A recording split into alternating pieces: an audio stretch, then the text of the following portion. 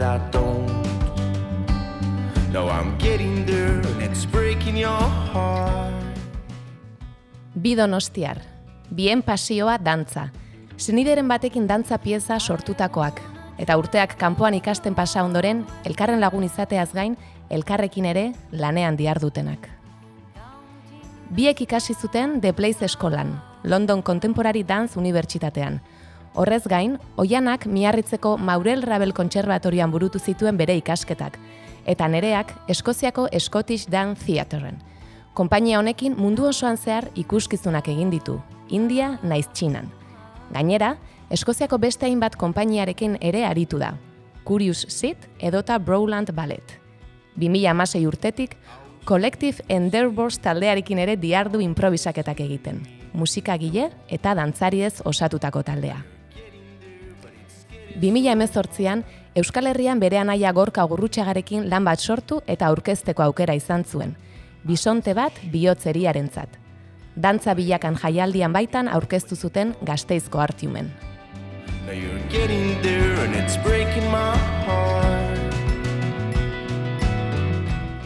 Oianak, The Place eskolan dantza garaikideko gradua egiteaz gain, koreografiako masterra ere egin zuen.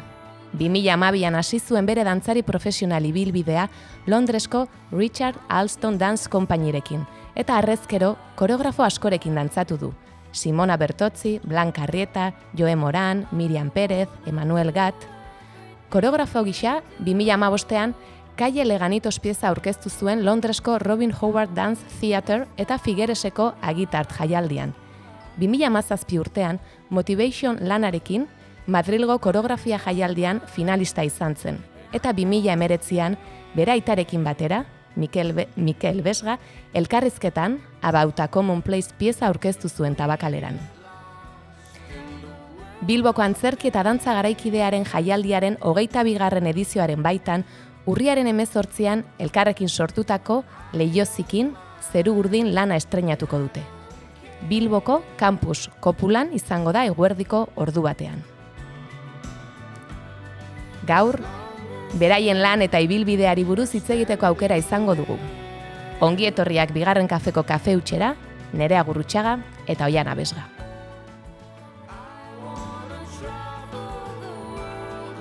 Mi esker.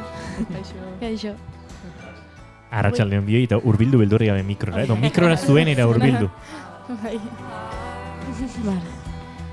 Bueno, Oianak galdera asko egingo dizkizue, nik akaso besteren bate baina lehenengoa beti egiten dugu tarte honetan, hili kafeak babesten duen tartea dugu bigarren kafean, kafe hutsa izenekoa, gaur bi kafe huts izango dira kontzeptu bezala, baina galdera alaberazkoa da, kafea gustatzen zaizue, bai ala ez? Neri ikaragarri, baina momentuetan ezin dut hartu, osea, zazpi egun damakizkit kafe hartu gabe. Bai. Eta abstinentzia sindromerik duzu? Buruko mina goizetan, Bai. Kafe asko hartzekoa zea egunean? Bueno, pare bat. Pare bat gutxienez. Bai. Berdun abaituko da, bai? Bai. Niri gustatzen zaio, baina normalan deskafeinatura jotze, lasai eta paketxu mantentzeko, bai, gustoko dut ere. Egunen batean gure kafe hutsa tartea berreskuratu beharko dugu edo errepasatu beharko dugu Oiana, eta aztertu dantza eta antzerkiaren giroan, arte eszenikoen giroan, estadistikak zer dio, baina nik esango nuke, kafe hartzen ez duten gehiago, zaretela, kafe hartzen duzuenak, baino. Bintzat saioan izan ditugunen artean zuen sentsazioa? Kontrako esango nuke, Bai, askotan neke fisiko hori edo, bai. Aurre egiteko jendea, kafetxo bat hartzen, baina ez dakit. Bai, igual ez dala. Hemen esango nuke ez da? Agian gezurra esaten digute. Agian, izan daiteke Juri, bai, izan daiteke. Bueno, neskak zer modu zaudete, 18an aurkeztuko duzu lan berri hau, Leiozikin Zeru Urdin, eta pixkat emakumearen espazioa erreklamatzearen inguruan hausnarketa bat egina izan duzuen. Nik nahiko nuke pixkat gaiaren inguruan kontatzea nola sortu zen, zergatik sentitu zenuten behar hau. Bueno,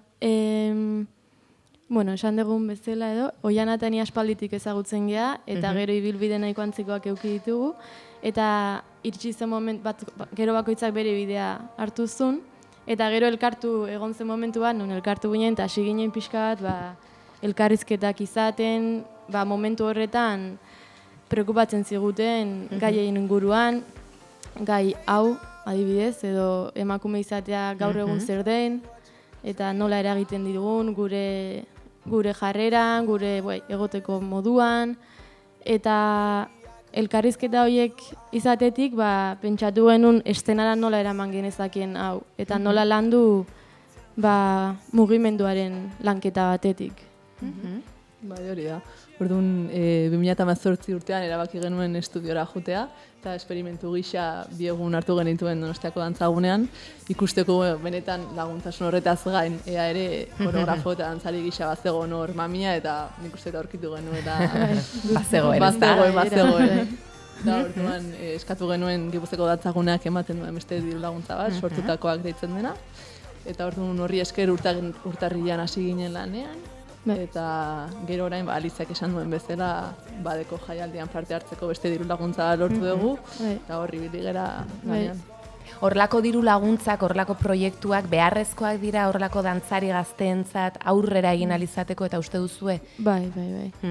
Oso garrantzitsua batez ere lehenengo pauso hori emateko, ez? Eta, sentitzeko ere pixkat, egiten dugun lana baliogarria dela, eta konfiantza hori lortzeko, eta motibatzen zaitu jarraitzeko lanean, eta azkenean kondizioak onak eukitzea edo oso garrantzitsua dela. Bai, gu ere saiatu gara hasiera batetik bizkat laguntza ekonomiko hori ere izatea eta lan duina egitea alden heinean, ez? Orduan, orain arte ez dena hain ohikoa dantzaren munduan eta arte munduan agian ez da hain ohikoa diru laguntza horiek jasotzea edo. Asko eskertzen da, bai.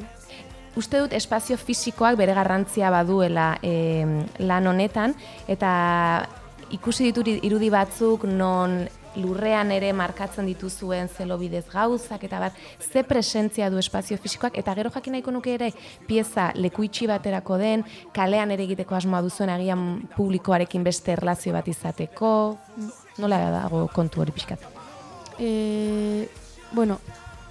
Lana dago hasiera batean zegoen pentsatua espazio itxi baterako edo, baina aurrera joan denean irekita utzi dugu galdera hori, ez? Orduan, agian aukera izango dugu kalean aktuatzeko edo ez daukagola limitazioa hondirik, ez? Kalean. Bai, nik uste prozesuan bertan konturatu ginela ere espazio estenikoak ere ze garrantzia zuen piezaren evoluzioan. Orduan, hasiera batean planteatu genuen frontalagoa pieza, baina konturatu ginen borobilean jartzen bagenuen publikoa hor sortzen zen energia eta itxiera horrek ere piezaren evoluzioan edo bazuela ere eragina. Orduan, orain horrelari gera planteatzen pixkat espazio hori jendea inguruan jarrita, eta gero espazio barru hori markatzen esan dezun zelo horiekin edo. Begi horiek eukitzea ere ikuspuntu guzti horietatik eta horrek ere nola sentiarazten gaituen eta hori ere interesgarria iruditu zitzaigun. Nahi txibatu jate mugimenduaren eta hotsaren arteko lanketatik sortu dela eta pop kulturaleko hainbat abeslariz gain, beste hainbat artista eta besti herrikoiak ere erabili dituzutela, ezta? Zein izan da honen guztiaren uztarketa? Bai, hori da. Bai, esango nuke fiskat temporalidade horrekin ere jolastu nahi izan dugula emakumearen espazioa lantzeko garaian. Orduan, hasiera batean hasi ginen gure gaztaroko referentziekin, adibidez Shakira edo Beyoncé. Oi, Beyoncé! Oso gazteak dira, Inigo. Baina ez ziozue Beyoncé atera goiuriri zaitzakia bestik ez du behar. Bale, nahikoa da. Diba maksimoa. Bai. Eta reggaetoia gero beste garrantzitsua ere guretzako eta gure gaztaroan asko dantzatzen genuen estiloa eta gero konturatzen zea mezua bidaltzen dutena igual ez gatoztela bat esaten dutenarekin eta baino nahi dugula reggaetoia dantzat. Bai, zenbatetan, ez, taberna batean hori entzun, letrari arreta jarri eta esan nola ari nahi zau dantzatzen, baina gero musikak eramaten zaitu. Eta lehen pasatzen zitzaigun batzutan, letrak inglesez zianean ez ginen hartzen. Eta ez ginen hartzen eta dantzatzen genuen eta ez da ezer pasatzen, baina nola ulertzen deun eta pixka belarria fin jartzen balin bazu, esatez goi ba. Bai. Baina euskal kantaren bat ere hortik badago zerbait, ezta? Bai. Bai, abesten dugu Hiru da matxo. Oh. Eta, bueno, bai, Oianak esaten zuen bezala, pixka bat, temporalidade horrekin. Azkenean abesti hau, 1800 ez dakit, aspaldiko abesti, herriko abesti bat da, eta konturatzen zea gaur egun, beraiek aldarrikatzen zituzten gauzak eta ideiak, pues oraindik ere hor daudela, presente daudela, eta behar dutela baita hitz, entzunak izatea. Bai. Eta orduan, esan genuen, pues erabili ezagun ere referentzia hori, eta... Kostatu zitzaizuen aukeratzea? Adibidez, zein referentzia erabili eta zein ez? Ez, nik uste nahiko organikoki edo prozesuan juntzela ateratzen abesti hau ere guk errenterian ensaiatu dugunez. Aterazten nolabait sormen prozesuan abestia eta gero hasi ginen zegu lehenengo parrafa bakarrik ezagutzen genuen, baina letra osoa irakurrita konturatu ginen esanguratxoa zela eta nolabait interesgarria agian alde batezik gaur egungo referentziak eukita bestetik zarroiek eta nasketa horretan. Aipatu duzu errenteri, aipatu duzu dantzagunea, handik dantzagunetik galdera bat sartu zaigu. Kaixo, Nerea eta Oiana, hemen Gari, dantzaguneko Gari. Kaixo baita ere Oiana, eskerrik asko tokitxo egiteagatik. Zuen azkeneko lanean emakumearen ahalduntzea izan da gai nagusietako bat.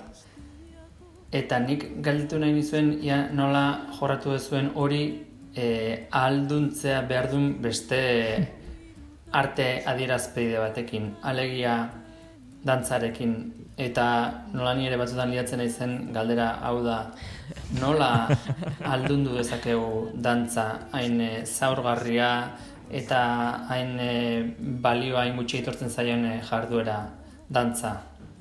Besarkada bat, eta izue, postdata, zuen azken lanean Hiru da matxo kantatzen duzue, baina bizeate, 3. moduan hartuko nazue. Bai, noski. Ni ere preste, Zu beti prest. Bai, ikugen ezake featuring moduko agian, ez? Piezan hor, eta matxo horrekin. Featuring hor ere ikusten da ze gazteak diren, ez dira? Beyoncé featuring... Lasai. Orduan, Gariren galdera erantzunez, galdera zaila bota izu, Dantzaren mundua nola ahaldun du. Bai. Bueno, nik uste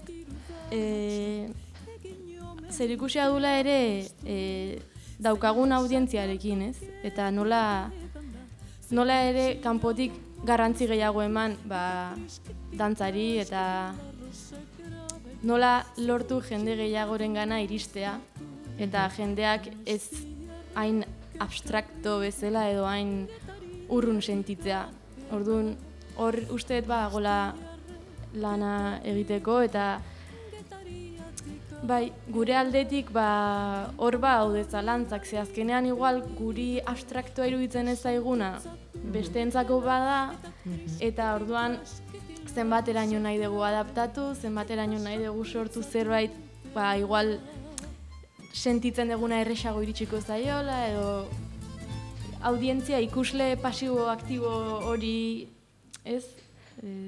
Bai, nik uste ez gerala ere beldurtu behar dantzari gisa askotan guk ere buruari ere jartzen badezkigu etiketa horiek daudela, zaila dela, agian ez dagoela audientzia asko ere gaur egun dantza ikustera datorrena, baina horrek ez gaitzala beldurtu edo txikitu eta jarraitu dezagun egiten. Nik uste dut bat bestelako jaialdiek ere sortzen duten nasketa horrekin antzerkia, dantza, musika ere sortzen duela audientzia horiek nastea eta agian ere handitzea.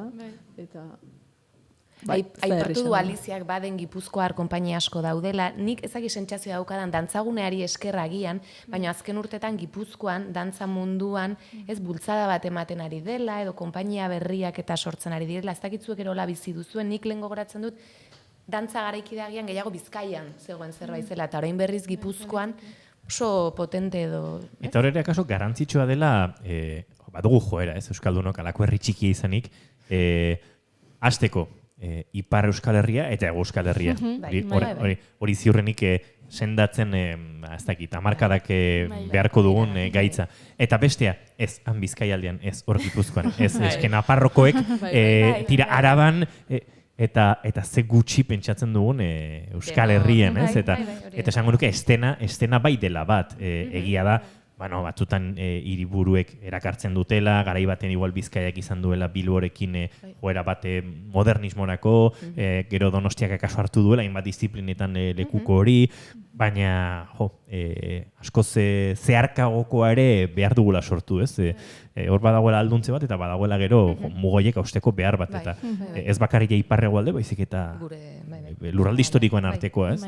Eta nik uste hori horrelako jaialdik ere sortzen dutela, ez? Hor badagoela aukera konpainia ezberdinek, disiplina ezberdinetan, ez?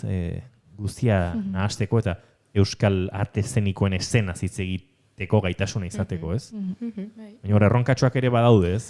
Oraindik. Bai. Ematen du espazioak geroz eta banatuagoak ere egiten ditugula askotan. Baina bai, esango nuke Gipuzkoako dantzaguneak bai egin duela bultzada hori edo dantzarekiko. Azkenean espazioa ezinbestekoa delako artea edo dantza sortzeko eta bai, eskaintzen duela azkenan dantzaguneak hori. Eta behar da, bestetik. Erronkak baditugu, mugak eutxi behar ditugu, baina gero behar dira espazioak noski. Eta pentsa ez, leheno Plateruena aipatu dugu, nik izango nuke Plateruena zaratago, musika gintzan adibidez, aspaldiko erronka bat iruditzen zaitez, garaibateko musika, euskal musika talde nagusienek, euren biziraupena izan zuten plazatik, eta esango nuke oraintxe burura datozkigun euskal sortzaile eta euskal musikagile garrantzitsuenak, gazteenak, ez direla herriko plazetan euren bizimodu ateratzeko modukoak eta hor sare bat ere behar dela, eta sare hori bat ere sortu gabe dagoela, eta antzoki asko dantzarako eta antzerkirako soilik ulertu ditugula, eta musika izan da bertan sartzen etzen zerbait, ez? Eta hor ere disiplinen arteko uztartze horrek ematen digun, ez? Sare horiek baliatzeko batzuen eta besteen sareak baliatzeko, ez da galdera bat, hemen ari nahi lan asko iteko. Musika esan dezute, ipuin kontalaritza bai? Begira. Bueno, bihar urrezko gonbidatu daukagu gurekin, Hortz izango dugu Ane Guevara, gainera, gaude, ez da lotura egiteatik, baina Ernesto Che Guevara gaurko egunez baitu, biharko egunez erail, eta guk Ane Guevara dugu gurean. Bihar mai gorostiagak ere, Che Guevararen inguruko gauza oso garrantzitsuak, oso interesgarriak kontatu behar dizkigu. Oso gertutik ezagutu zuen, Ernesto Che Guevara umetan zaindu zuen emakumea. Eta arekin egondakoa da eta gutunez harremana mantendu zuten. Eta beraz, bihar ere hori entzun, baina nila isiltzen naiz. Entrevistarekin. Oia, hueltatzeka gurera. Bueno, beste dantzarin batekin komentatu dugu, ikasi edo lan egitera Euskal Herritik kanpora joatenen beharra. Oianak sarreran komentatu duen bezala, zuek ere kanpoan ikasita eta lanean ibilitakoak zarete. Oraindik ere hori egin behar du dantzari izan nahi duen gazte batek? Nik usteet, garai hauetan bai daudela aukera gehiago, bai goi mailako ikasketen aldetik eta baita ere agian, nik usteet gonbidatu gehiago etortzen direla tailerrak ematera, baita ere nahiko bide diferenteak eta eskaintzen dutenaren aldetik ere gauza oso desberdinak eskaintzen dituzten artistak eta orduan, nik uste ere segun nola ze hezkuntza edo jaso nahi dezun, ez? Nik uste dut oso bide pertsonala dela eta askotan nik uste dut deneko ditugula erreferente bezala, agian gure irakasle edo beste miresten genituen beste dantzari batzuk, baina bezakinik orain arte ikasi duena da, azkenan bakoitzak bere bidea egiten duela, askotan planeatu gabe ere eramaten zaitula alde batera edo bestera. Nola bait, ni Londresera joan nintzen, nerea ere, hauek audizioa Bilbon egiten zuten, egia da, eskola honek, orduan horrek agian errestasun bat ere lortzen du hor. Eta, nik eskertzen dut horrela egin izana, baina badakit beste mila bide daudela eta... Eta denak balio dutela, azkenean beti esaten da, unibertsitate honetan ikasi du edo bestean, eta azkenean, balimazoaz...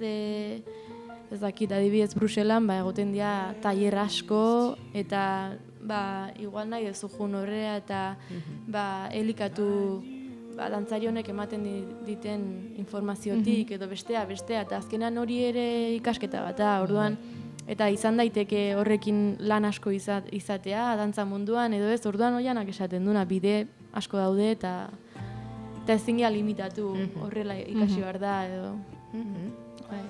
Neri zerbait bitxia iruditzen zait, biek zuen familiko norbaitekin lan egin izana, ez? Zuk anaiarekin egin zenuen, ere Agorkarekin, eta zuk zure aitarekin.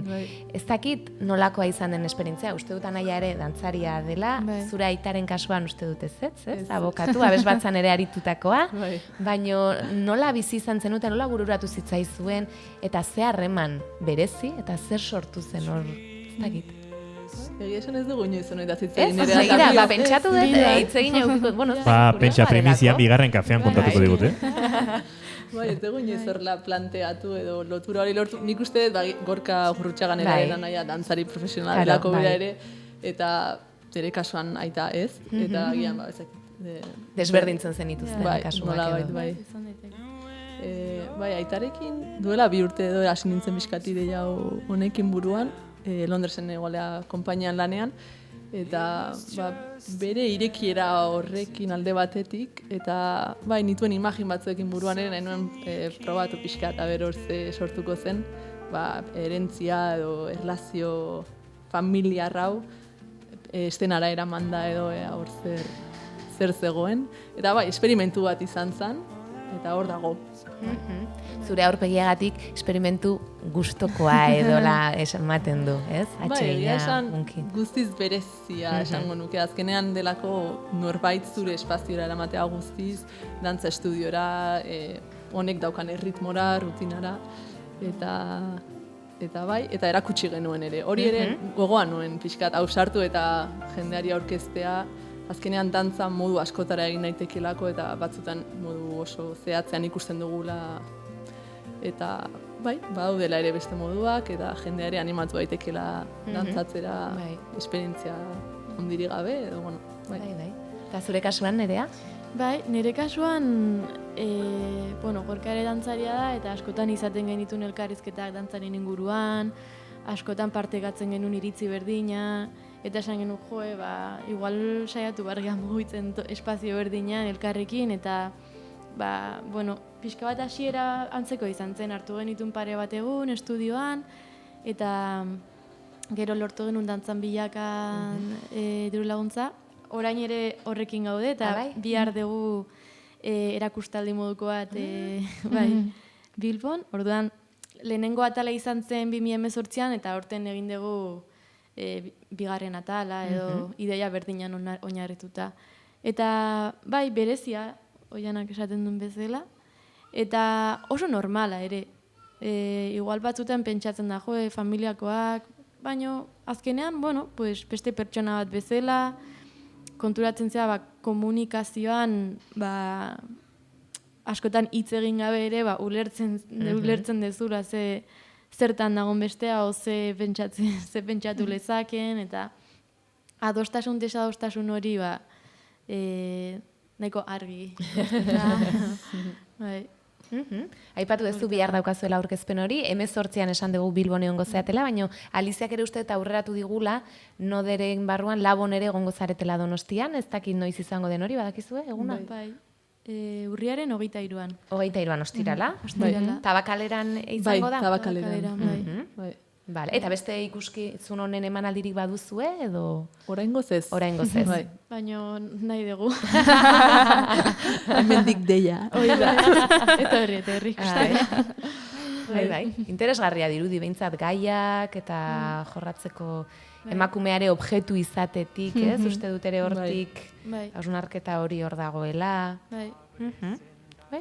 Apuntatuta daukazue? Apuntatuta gau, agenda puixka daukagu.